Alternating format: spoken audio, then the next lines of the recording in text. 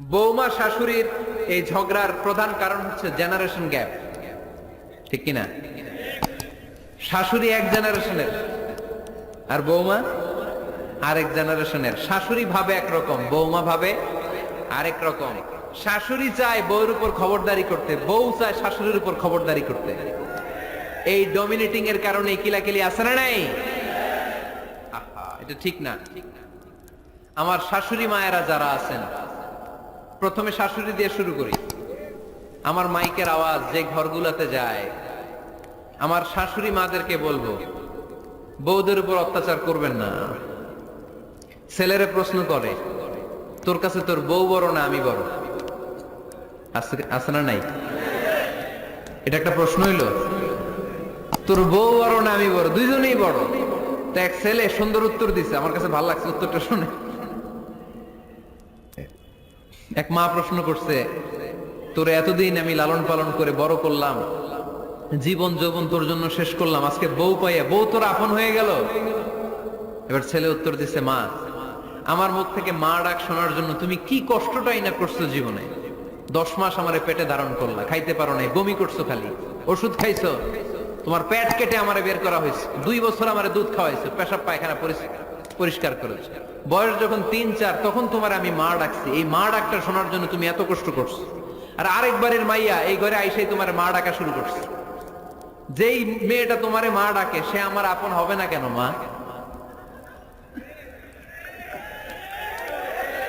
ঠিক কিনা? এই মা ডাক শোনার জন্য তুমি এত কষ্ট করলা, আমার লালন পালন করলা, 10 মাস পেটে ধরলা, পেশাব পায়খানা পরিষ্কার করলা, এরপরে মা ডাক শুনতে পারছে। আর আরেকবারের মেয়ে জানা নাই চিনা নাই এসেই তোমার ডাকা শুরু করছে মা। তো যে আমার মারে মা ডাকে তার স্থান তো আমার কলিজায়, ঠিক কিনা? শাশুড়ি আম্মারা যারা আছেন, প্লিজ বৌমাদেরকে কষ্ট দিয়েন না। অনেক শাশুড়ি আছে পান থেকে চুন খসলে রেগে যায়, পদে পদে স্ত্রীর ভুল ধরে, বউয়ের ভুল ধরে, আছে না নাই? এটা করবেন না। সে তো নতুন, আপনার অনেক এক্সপিরিয়েন্স হতে তার সময় লাগবে, তাকে সময় দিন, তাকে ভালোবাসুন, ঠিক কিনা? না বুঝে সামান্যতে বৌমারে বদদোয়া দেয়, এরকম আছে না নাই? কিন্তু বুঝতে চায় না, বৌমারে যদি বদদোয়া দেয় তাহলে তার নিজ ছেলের পরিবারের ক্ষতি। পেটে ধরা যে ছেলে, ছেলের পরিবারের কিন্তু ক্ষতি, তার আপন নাতি নাতনিদেরই ক্ষতি। আওয়াজ করে বলেন ঠিক কিনা? বৌমাকে বদদোয়া দিয়েন না। বৌমাকে নিজের মেয়ের মতো দেখবেন। সমাধান আমি দিচ্ছি, কেমন দেখতে হবে? নিজের মেয়ের মতো। নিজের মেয়ে সকালে ঘুম থেকে ওঠে 11টা, ওইটা সমস্যা নাই। বৌমা কেন উঠলো না, ওইখানেই ঝামেলা, আছে না নাই? মেহেরবানি করে আপনার বৌমাকে আপনার নিজের মেয়ের মতো দেখেন। নিজের মেয়ের যেমনি আদর করেন তাকেও অমনি আদর করেন। আপনার বৌমারে যদি আপনি কষ্ট দেন, মনে রাখবেন আপনার নিজের মেয়েটাও আরেকবারের বউ হয়ে কয়েকদিন পরে যাবে। আপনি যা যা করবেন আপনার মেয়েকেও তারা ওই রকম কষ্ট দিয়ে বাড়িতে ফিরিয়ে দিবে। চিল্লায় বলেন ঠিক কিনা? খবরদার, টিট ফর ট্যাট। ইট্টি মারলে পাটকেলটি খেতে হয়। এজন্য শাশুড়ি আম্মা জানারা যারা আছেন, বৌমার সাথে খারাপ আচরণ করবেন না মেহেরবানি করে। তাকে আপনি কষ্ট দিলে আপনার নিজের মেয়েটাও আরেক বাড়ির বৌমা হবে, সেও ওই বাড়িতে এই কষ্টগুলো ভোগ করবে। এগুলো যখন আপনি শুনবেন তখন আপনার চোখ দিয়ে পানি পড়বে কি পড়বে না? এবার আসেন বৌমার কথা বলি। বৌমা যারা আছেন মেহেরবানি করে, বৌমা যারা আছেন মেহেরবানি করে আপনার শাশুড়ি আম্মাকে নিজের মায়ের জায়গায় রাখবেন। আপনার বাড়ি ছেড়ে নতুন বাড়িতে আসছেন, তো এটাই তো আপনার বাড়ি। আপনার মা রেখে দিয়ে নতুন মা পাইছেন, এটাই তো আপনার মা। তো ওনাকে মায়ের জায়গায় বসাতে আপনার সমস্যাটা কোথায়? বৌমারা খেয়াল রাখবেন, আপনি আপনার শাশুড়ির সাথে যে আচরণটা করতেছেন, আপনার শেষ বয়সে আপনার ছেলের বিয়ে দেওয়ার পরে যে বৌমাটা আসবে ওই আচরণই আপনাকে ফিরিয়ে দিবে। প্রকৃতির একটা মায়ের আছে, এটা শেষ মায়ের, এটা শেষ খেলা। প্রকৃতির খেলা বড় খেলা। আপনি আপনার শাশুড়ির সাথে যে আচরণ করবেন, আপনার শেষ বয়সে আপনি একদিন শাশুড়ি হবেন, এটা মাথায় রাখবেন। ওই আচরণই আপনি ফিরে পাবেন। আওয়াজ করে বলতে হবে ঠিক কিনা? এজন্য 9 নাম্বার পয়েন্টস হচ্ছে মিউচুয়াল রেসপেক্ট। সবাই যেন সবাইকে ভালোবাসি। দোষ ছাড়া মানুষ নাই, সবার দোষ আছে। আমরা যেন একে অন্যের দোষ না খুঁজি। বৌমারা, আপনাদের কানে যদি আমার মাইকের আওয়াজ যায়, অল্প কিছু টেকনিক অবলম্বন করলে আপনি আপনার শাশুড়ির মন জয় করতে পারবেন। শাশুড়িরা আসলে বেশি কিছু চায় না, আগের জামানার মানুষ তো, এদেরকে ওইভাবে হাত করতে হবে। মাঝে মাঝে একটু শাশুড়ির মাথায় তেল দিয়ে দেন, চুলে তেল দিয়ে দিবেন আর কি, মাঝে মাঝে চুল আছড়ে দিবেন, এগুলো কিন্তু খুব পছন্দ করে শাশুড়িরা। ওনার প্রেশারটা একটু মেপে দিবেন, ডায়াবেটিক্সের ওষুধটা খাইলো কিনা সময় মতো খোঁজ নিবেন, কি পছন্দ করে খেতে একটু রান্না করে দিবেন। যেই বক্তার ওয়াজ শুনতে পছন্দ করে ওই বক্তার ওয়াজগুলো ডাউনলোড করে শাশুড়ি আম্মাকে দিবেন, ইসলামী বই দিবেন। দেখবেন বয়স্ক নারীরা মাহফিল যেতে খুব পছন্দ করে, ওয়াজ শুনতে খুব পছন্দ করে, নবীদের কাহিনীগুলো শুনতে পছন্দ করে। বসায় বসে একটু কাহিনীগুলো শোনাবেন।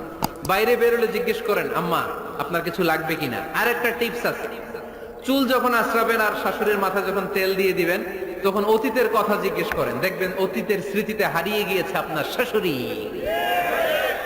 কি জিজ্ঞেস করবেন জানেন? জিজ্ঞেস করবেন, আম্মা জান, মুক্তিযুদ্ধের সময় আপনার বয়স কত ছিল? ওই সময় মুক্তিযুদ্ধের সময় আপনাদের এলাকায় কি কি হয়েছিল মা? আরেকটা প্রশ্ন করবেন, মা বিয়ের সময় আপনি কেমন ছিলেন? ওই দিন দেখবেন বুড়ি আর বুড়ি নাই, জুয়ান হয়ে গেছে। ওই দিন বলবে, মা আমি অনেক সুন্দরী ছিলাম, আমার মাথায় অনেক চুল ছিল, আজকে নাই। আমগো গ্রামে আমার চাইতে সুন্দরী মাইয়া ছিল না। অতীতের স্মৃতিতে, স্মৃতি হাতরাতে হাতরাতে তিনি হারিয়ে যাবেন। জিজ্ঞেস করবেন যে, মা শীতকালে আপনাদের দেশে কি পিঠা বানাতেন আপনি যখন ছোট ছিলেন? আপনার বাপ চাচারা কি করতো? এগুলো জিজ্ঞেস করলে উনি স্মৃতির পাতা হাতরাতে হাতরাতে চোখ দিয়ে দাঁড় দাঁড় করে ওনার পানি ঝরতে শুরু করবে।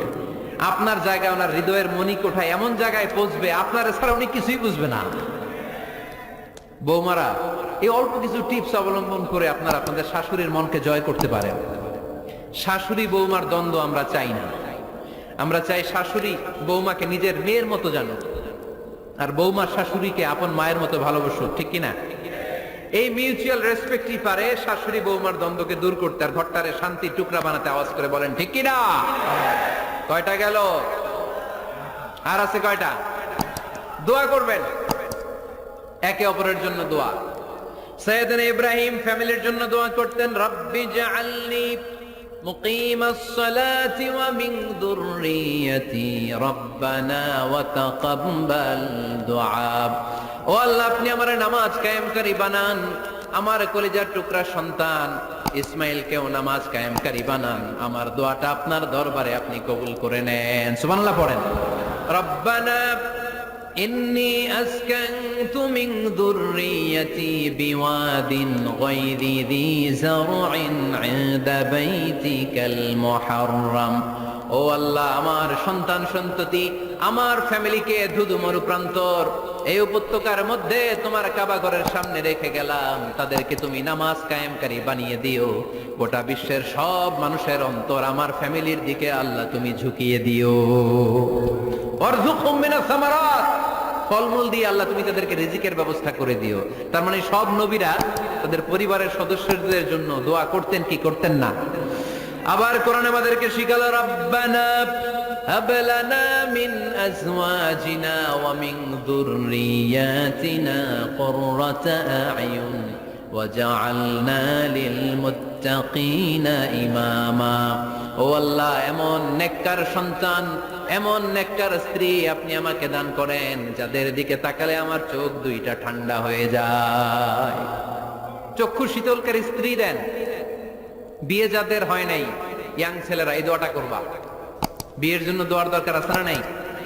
প্রতিদিন এই দোয়া করবা, আল্লাহ এমন স্ত্রী দেন, এমন জীবন সঙ্গিনী আপনি আমাকে দেন, এমন লাইফ পার্টনার দেন যার দিকে তাকালে আমার চোখ জুড়িয়ে যায়।